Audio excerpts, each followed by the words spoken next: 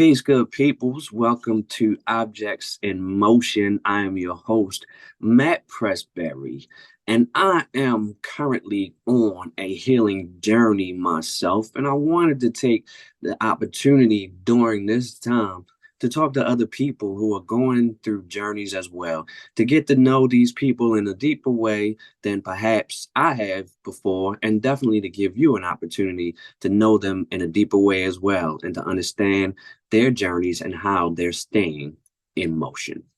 Oh, I'm a bad motherfucker. I'm sorry. All right. Thank you. All right. So, I can't hear you. No, because I was on mute. All right. Thank you. We're All good. right. All right. So, I am joined today on my very first episode of Objects in Motion by a great friend of mine. We're going to get into who she is, how we met, what she's been doing, and how she's staying in motion. When we talk to her, Mrs. Marie Bigham. Yeah. Thank you. All Thank you. Thank you. right. Thank you, Yeah. Matt. Thank you for having Yeah. me today. Thanks, Thank buddy. you for joining me. I really appreciate this. This is very significant. This is our first episode. I will call it. It's not necessarily an official show or podcast, but I'm very excited about what it is and what it will become. And it's an opportunity first and foremost, like I said, for me to talk to people, especially in the beginning, people that I know and love and care about, and to understand what kind of journeys they are on. So we're going to keep it real candid, especially since we know each other so well, very Yep. candid. And we're just going to jump into it and talk about how we met. I'm going to let you take it away. How we met. Oh gosh, it was so long ago, and yet it feels like it was 10 minutes ago. Um, so Marie Bigham.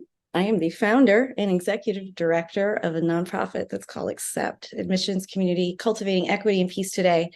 And our goal is to remove the racism that's in the pathway to higher education that creates barriers to college. And we met 2017, 2017, 18, Yeah. 17 in Chicago. You were already a celebrity Mm. in the world of corporate Facebook and that ecosystem of groups. I was new to that world, and Facebook was sponsoring for the first time a community summit, and they're hosting it in Chicago. And I was there with my two co-leaders for Accept, the Facebook group. And how we met, truthfully, I was looking around the room trying to find people who looked as uncomfortable as I did. People who like I was feeling so out of place and out of sorts and unaware and a whole lot of imposter syndrome. And not that you look that way, but you were in the kind of the corner, like at the edge. And I was like, he looks like a safe person. He just looks like a friendly, safe Wow, person I who might be appreciate that. feeling the way that I'm feeling at this moment. And if he's not cool, then I misread it. And so I bolted across the room and was like, hi, I'm Marie. Who are you? And that's how we met. And then I stuck by your side like glue throughout the rest of that program Yes. and for years since. Yes, and I'm so glad we met then and have stayed connected. I think it's very important. You bring up imposter syndrome. Number one, we want to stay on that, because I've certainly felt it as well, and I'm sure there are a lot of other people who, specifically people who are in our sorts of walks of life, those who are servant leaders, who are activists, who go out Mhm. to really serve the people and have to deal with that imposter syndrome. And I know where a lot of mine comes from. Talk to us a little bit about when you were going through that stage and dealing with the imposter syndrome. What was that like for you? Yeah.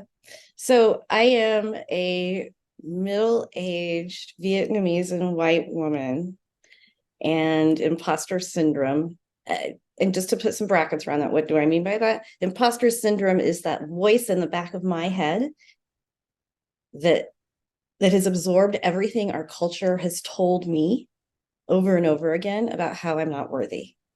It's that voice that pops up. And so I was having that moment there at the Facebook event. There were founders and leaders, I think, of like 200 and something groups. Everyone knew you, Matt. Everyone, like all the Facebook people, Zuckerberg, like everyone was like, oh, this is Matt. And they knew other folks. I remember meeting our friend Courtney there, and she was one of the founders of Pantsuit Nation, which at the time was the largest Facebook group. And looking around, like, I don't have any business being here. I have no business being here. How this was a mistake. My first job out of college, so 1994, I worked for this, at the time, the world's largest public relations firm, and worked for a guy named Al Kurth, who was a big deal, a huge deal. Like, he's the guy who put together the deal to get the then Los Angeles Rams to move to St. Louis. Like, he's a big deal. And I asked Al, give me the advice that will make me successful. How do you do it? How do you do this? And he said to me, without hesitating, carry a folder at all times and walk with purpose. And I was like, this is not advice. And later he essentially was like, that's how you get through the imposter syndrome. You fake it enough, just enough so that people assume you're supposed to be there. Carry a folder and walk fast. That's been kind of my antidote to dealing with imposter syndrome at times, but that's where I was in that moment. And then, like I said, I met you, and you gave That me made so it much all great better. insight. No, really, like for real, like you gave me so much insight and so much Yeah, story about like your journey yeah, and your concerns and all that, where I could relax, I could exhale and say, I am not an imposter in this space. Everyone around me is having those voices too, and none yes, of us are here by mistake. Every one of us was here on purpose. So you helped me a lot absolutely. with that. And that's something I had to get from someone else because I went through it too myself for sure. When I was getting notoriety and publicity and everything around the group, and I knew so many people who had created organizations, brick and mortar, and they were helping people in a physical sense. And they weren't getting any of this publicity that I was getting. And I was thinking, well, I just started a Facebook group. So that was really much of what I was going through in terms of the imposter syndrome, like thinking these people are so much more deserving than all of this, not even really realizing what I had created and the impact that it had on people. And I was very much deserving. And that's what, I think is a real important takeaway for people is to know that, especially if you're spiritual, you believe in a higher power like I do, that things happen for a reason. You put in places and spaces where you're supposed to be. So Mm-hmm. just you gotta walk in your greatness. I think humility, I say all the time, humility is overrated. It really is. We gotta walk in our greatness and understand and accept who we are and what Yeah, our purposes are in this world. I agree. Well, something else, as we're talking about this, that really springs to my mind is that imposter syndrome isn't all that surprising when you are creating a new space, Hmm. right? Like when you look around and like no one looks like you, for Right. you as a Black man, me as a multiracial woman, we are not teenagers in this tech space, right? Like we don't look like everyone there. It's easy to slip into the imposter syndrome until you realize I'm creating something completely new here. Like this is uncharted territory. And where we were in terms of social media and what we were doing with groups at the time, that was like bleeding edge. And so, yeah, not only should we walk in our greatness, but we need to give ourselves some real grace and understanding that when you are that pioneer, when you're the person like hacking down the weeds to create the path for the first time, it's going to come with an enormous amount of doubt and failure and mistake and all those things because you're doing something brand new. That's it's a lot. And when I have the wherewithal to stop and pull myself out of my own head and realize that, that is self-soothing in a lot of ways. Like that's truth and it's self-love and it's acknowledging the realness of what we've done. Yeah, that's important. And speaking of self-love, that also being part of the journey, for me specifically, and for a lot of us, really finding that let's fast forwarding to today in terms of what you are doing. Let's talk about your motion today. What's going on and what are you doing in terms of not only in the work, but also finding that balance with the self-love and the outside of the whole work environment and all of that. Oh, that's a daily balance. Can I tell a can I tell a story to like get us there? Absolutely. So, I mean, and you know this. So, Accept the Facebook group's organization, 7.5 years old. 2.5 years ago, so January of 21, accidentally, and I mean this actually true, accidentally started a tech company that was an offshoot of a project that we did within Accept. And I literally accidentally started a tech company. Okay, that was a whole new journey that I wasn't expecting. It had and has taken away a lot of my time and energy and effort that I'm able to put to Accept. So that's a constant balance in my head. And you and I had a project that we were doing together that, because of my inattention, floundered and failed because of that. So there's that. But then tech company, right? So then, and we were able to spend time together. I had the remarkable fortune of being able to do this very fancy accelerator program for the tech company, which took me to Atlanta so I could see you more, but Mhm. still not enough because I was working 16 hours a day for 4 months and running this nonprofit. And I turned 50 at the very end of the program. So again, like, this puts me in the margins and outliers. Thank you. Not mad about 50. Because 1 month after that, I was diagnosed with breast cancer. Mhm. So there I was, having my whole life upended in the first quarter of the year, doing this commuter marriage, running this company that was suddenly blowing up in ways I didn't expect, trying to figure out this nonprofit that was kind of floundering, not sure what to do, and then breast cancer on top of all of that. And I'm incredibly lucky. It was stage 1. That was May 11th. As of August 29th, I'm finished with treatment and everything, and no evidence of disease. Awesome. But whew, you want to talk about something that shook my world and shook my vision of self and reprioritized things and took that forward motion of my journey and like popped it right across the head and made the hardest left turn I've ever imagined. So how do I balance that up? Whew. Relying on everyone around me, acknowledging what I can and can't do, acknowledging my limitations as just a human, but my new set of limitations. All of that was a big, big, big deal and shook me to my core, absolutely to my core of my being. Um, I took time off from work for the first time in 10 years Mm. where I didn't actually check email. I didn't squeeze in another meeting. I didn't do that. I actually did that post surgery because I had to. I've really come to realize that it should not take a serious disease for me to stop and take a break and take a breath. Yeah, yeah. No one should have to come to that. Um, like I said, it's caused me to have to acknowledge my other limitations, and so things have fallen by the wayside. That's just had to be. I've had to give up some things, but it's given me the time and the space to refocus, to reprioritize, um, to remember what's important. I Mhm. would never say that cancer is a gift to anyone because it's sure as fuck not. Right. Um, I will also acknowledge that science is real. Science is real. I was lucky enough and privileged enough to get the best team of doctors, probably in the Gulf South. 7 doctors, 6 were women, 4 women of color.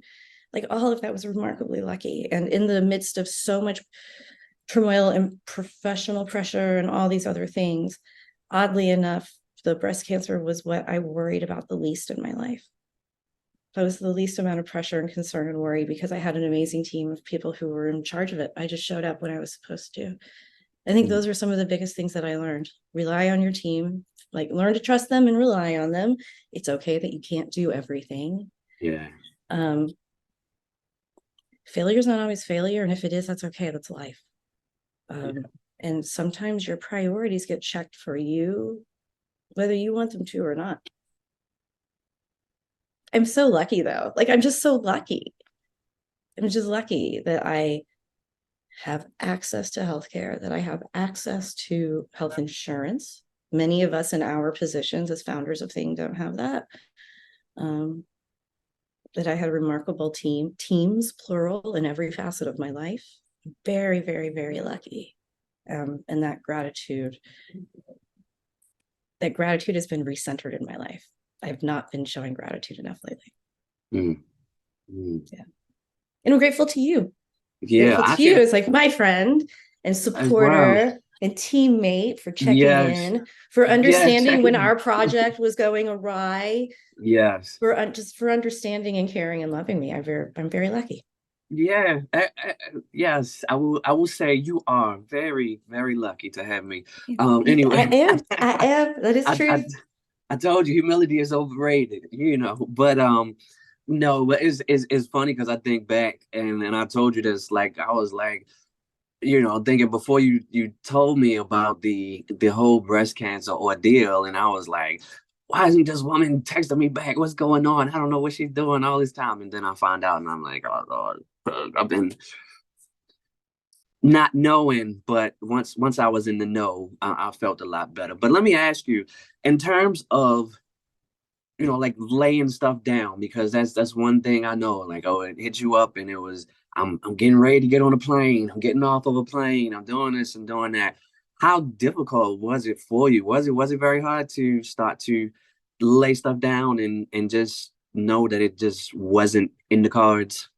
Oh, my husband had a stern talking to with me this week about it. Oh, oh. Yeah. So um during the whole, as I've been calling it, my summer camp of breast cancer, because it Hmm. really was just the summer.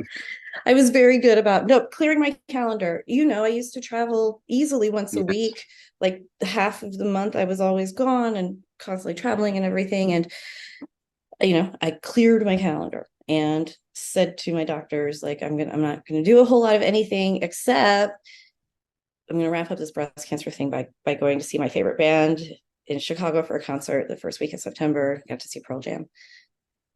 What I started to do though, towards the end of it, was I started to pack up my calendar like I used to. So it Mm. was Pearl Jam first week of September. 2 weeks later, it was my big annual conference that I have to go to. I was supposed to be in DC this week. I was going to go to San Antonio next week. I was starting to pack it up. And I came home from this conference feeling stuffy, like thankfully not COVID, but not feeling great. And I was like, no, no, no, I'm going to get on the plane and go to this thing in DC. And my husband reminded me, I am still healing. I am Mm. still ramping back up. That just because I feel fine and have energy does not mean my body is finished Yes. healing. And that even more so, I was slipping back into behaviors that during my illness I acknowledged weren't healthy. And that as soon as the illness seemed wrapped, that I felt like, no, no, no, I can just jump back into this. And I was very, very grateful that my husband called me and checked me on that. And we went back and looked at my calendar and agreed, like, my life of travel needs to be limited to once a month, not once a week. And I need to be way better about making sure personal stuff is built into that too. It can't always be work, blah, blah, blah, blah, blah, blah, blah, blah, blah, right? Like it's got to be something else. So, Right, which leads me to the question of what is that? What does that look like in terms of making and taking time for yourself, for your own self-care, self-love, and all of yeah. that sort of stuff? What does that look like for Marie? It means intentionally carving out nap time, Mm. which I did when I was in treatment, but I need to honor my body saying that. Now, I also acknowledge that means I have to juggle other things around and say yes or no to things. And sometimes it means I'm up later doing work, but it's okay if I have nap time. Um, that means I follow my own personal rule. I love live music, truly. You'll hear me say that more and more, but it means I follow my personal rule of always having another concert planned before my last concert is over. Mm. Like I can't finish the show and not know that there's one coming in my future. I'm not happy when I do that. I say yes to friends way more instead of I have this many calls. I have to do this. I have to do this instead of fitting in family and friends. to all of the work, that no, I just have to say yes to that too, and work fits into that too. Those are some of the things I'm trying. Therapy always, always with. I was wondering. Yeah, Mm-hmm. definitely. I am in therapy as well with a licensed therapist. I also have my own forms of therapy, but we won't get into that on this Mm-hmm. show Oh right yeah, now. yeah, That's a conversation for exactly. another day. But no, but some of them are even like just going out Yeah. in nature, and those are some things like Oh that yeah. that are very beneficial. I know in my life for sure. I'm sitting here now, actually looking out the window, surrounded by trees, and the Yeah. leaves are changing. Even just looking out here and just listening to the wind can be therapeutic for sure. I mean, it was something I picked up when I was in Atlanta because of well, the weather was supportive of it, but also having the Greenway, the Beltway, Oh yeah, whatever, the Butler. that enormous walking path. Yeah. Anytime I had a call that I could not do Zoom, if I was like a phone call, I'd walk, and I'd make Hmm. that like my walk and talk. I was getting like 25,000 steps a day during Mm. that. Um, the weather is finally broken in New Orleans, and I can start to do that here again. But more so than walk and talks, I'm trying to, excuse me, get into the habit of going out and taking walks without any media, without Yeah. podcast, without a phone call, without Yeah. the dog, even sometimes with the dog, but then I'm paying attention to him, of going outside into nature as I can find it here in the middle of the city, and just listening and being wide open to every sense around me, and being with that, as Yeah. opposed to the meetings or the walk and talks, or the meetings where I do, or the walks where I do voice memos to myself, or even like listening to a podcast or a book, like something for fun. I have to be much better about clearing out the noise, because I invite noise all the damn time. Yeah, I totally understand. And even for me, like even in as much as taking pictures, like sometimes I will very intentionally leave my phone at home when I go to walk, just to make sure that I don't have any of those kinds of distractions, and I can really just be in the moment and absorb it and not worry about recording it with a device, or just record it in my Yeah, mind and keep it moving. But right. you Because know, let's be honest, I don't know about you. I was just looking, someone asked me for a picture of something, and I opened my phone and I have almost 6,000 pictures. mm, How many of those do I actually revisit or view or right, anything again? right, Like maybe 10. I looked and like I have favorited 20, maybe 20, mhm. right? Why did I save those moments that way when I could have, like, my memory is actually stronger. Yeah, it's something because I was honestly just thinking about that the other day because this old phone of mine, it never had a whole lot of memory, so I delete pictures all the time, and I was just thinking like, a lot of people love to keep the pictures, they love to go back and see, but I'm just like, you gotta go. I don't even have it on a hard drive or anything else. It's just put it on the phone. If I'm done with it on the phone, I need the space. It just goes. Exactly. So yeah, like again, I love my live music, right? I Hmm. can't stand it when everyone around me at a show has their phone out and they're recording it. Yeah. I might record like the first like opening bars of a song or something like that. I know that I can go to YouTube and see after the show any number of these clips, but nothing will beat that moment. Right. Even just holding up the phone, making sure I'm recording, takes me far enough out of that moment. That's not what I want. I want to be there. I want to feel that sound wave of music Hmm. and sound like hitting me in the chest and reverberating. And I want that type of presence in that moment. And I want to have that presence in my life more regularly. Yeah, and for me, I don't know if it's the same for you or not, but for me, that is part of the finding peace. When I talk about finding peace, that's really it for me. Like I do like photography, so I like taking pictures, Mm-hmm. but that's not necessarily it's not the same thing. We can find peace in different things. We can find joy Totally. and happiness in all different things. So sometimes, yes, it is the taking the pictures, but at other times, the real finding of the peace for me lies in just being in the moment and just appreciating what I'm in. Like even though like I said, I wanted to be back in Colombia so badly. I didn't want to be in the States at all, but I had Yeah. to come to grips with the reality of it and find the peace within it, because it's not going to do me any good to sit here and be mad about it. So, Right. it's not going to change anything. So why not embrace it and try to make the best out of it? So Play with me for a second here. When's the last time that you had that moment of peace that was so profound that you can draw on it repeatedly now? Like, what is in that memory bank for you? the day before yesterday, Yeah. I didn't. I put on like Tibetan flute music, Hmm. and I just left it on all day, and I took like 3 naps, and that was just like that was heavenly. Trust me. That's I I beautiful. I ate 2 bananas all day, and I slept, and I indulged in some Yeah. greenery. Yeah. Yeah. That's awesome. I love that. I love Yeah. that because it's not like this huge, profound, there I was on top of a mountain, like it's like I was just there. I think that's Not yeah. wonderful. That's what it is for me. I told somebody the other day I have become, when I went to Colombia, I became a proud congregant of the church of lay your ass down and do nothing. And I'm a member, I'm a usher, I collect tithes, I do all of that stuff. I'm a proud standing member of the church of lay your ass down and do nothing. I am. And I will do that in a heartbeat. And people don't always understand. Like, I mean, I didn't understand before, especially when you got children, you got a wife, you got all Mhm. these responsibilities, and it just feels like, really? She's just not gonna do nothing all day? But shoot, man, that's the best thing. It's a No problem. really beautiful thing. It's so hard to find those moments of space and to not have the guilt. Like, I'm Yeah. sitting here doing nothing, which means I'm not doing something. Like, Right. we have such Yep. a sickness about productivity Exactly. in our culture.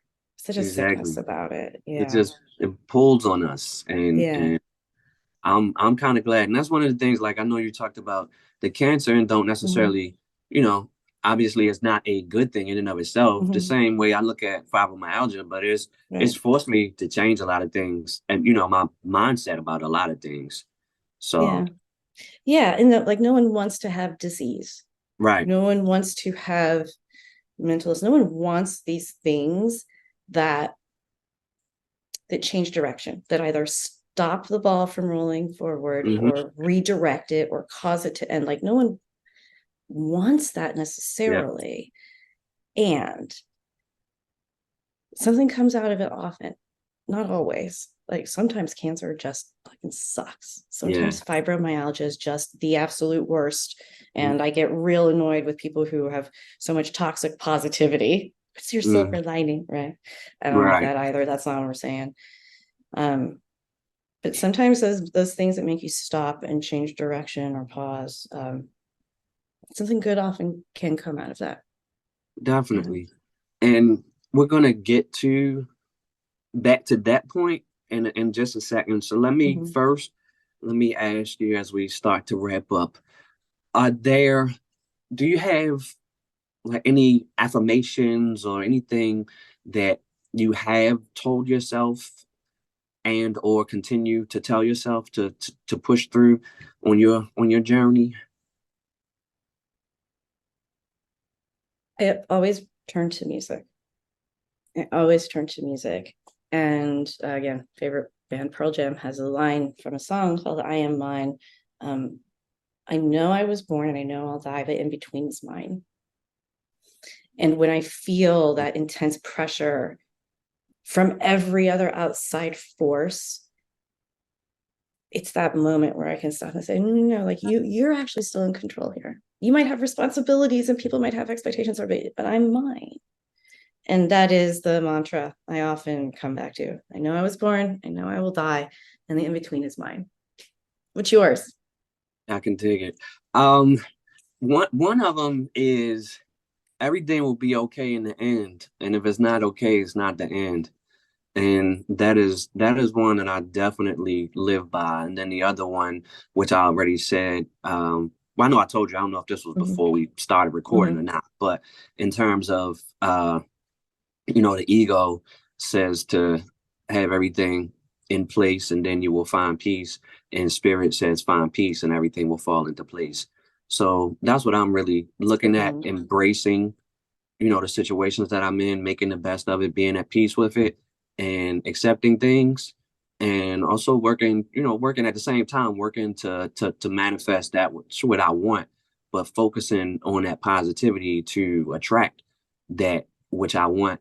Because if I live in the negative, then I'm going to attract that negativity. So I Yeah. work to stay off of that. And lastly, we'll go back to the point of, there sometimes being lessons and blessings in everything, even our toughest Mhm. moments along the way. So I developed what I love to call count your wins when I got fibromyalgia, and I really started to think about this, focusing on the positive, because we often focus so much on the negative and allow we could have 100 positive things happen and one negative, and the only thing we're focusing on is a negative. So count your wins to me is really that intentional focus on the positive side of things. So what tell us for any time period that you want. Some, like on Facebook now, I do this thing where it's like once a week we'll say your weekly wins or whatever, so you can say, well, it was this past week, this past month, but give us some of your wins. Oh gosh. My wins are so huge. There's so many to count. Really, truly, like so many to count. I think this is super nerdy. Big win for me this week. We hired our tech development team for the tech startup. They are moving forward. I'm on these daily calls where I don't know two-thirds of the words that are being used. And that's cool because these really talented folks who we've hired, they do. Mm-hmm. Letting go of control is the thing, but whew, it's a big win. It's a big, big, big win in ways that I Amazing. did not know would ever occur in my lifetime. Yeah, that was a That's big awesome. win. I, Yeah, I'm so thank you. happy for you. Thank So, you. and the very, very last thing, Yes. I guess I know we kind of talked into it, but Yeah. what's the future looking like coming up for Marie? Besides getting a lot of rest and not putting too much on her calendar, what's coming up? What's coming up? Oh gosh. I'm out there doing a lot of work regarding the Supreme Court decision to end race conscious admission. So I think on one way, a lot of the stuff I'm doing is coming up with creative ways that are still within the boundaries of the Supreme Court ruling to ensure that college campuses are representative of all of us, but especially those of us who are kept out. That is definitely on the way. Got this crazy ass tech company that we're out there selling. And oh my gosh, I can't wait, Matt, to show you the platform when it's built and to send you all the things once we get that done. Um, and I'm going to see some really great concerts in the next month. Those are my big things coming Oh, up. fantastic. Sorry, my allergies are getting the best of me. Apologize, my No, eyes are no, watering. it's that All right. time. Yeah, it is. And I think we're going to get ready to end it here. Oh, it's getting bad. I'm sorry. No, no. But I want to wipe my eye, and then I want to thank you, Marie, number one, just for being the fantastic human being that you are, for being the true friend that you are, doing the work that you do, and joining me today, being my very first guest. I truly appreciate you. I thank you very much, and we will talk soon. I appreciate you and love you so much, man. Thank you. Love you back. Objects in motion. Peace.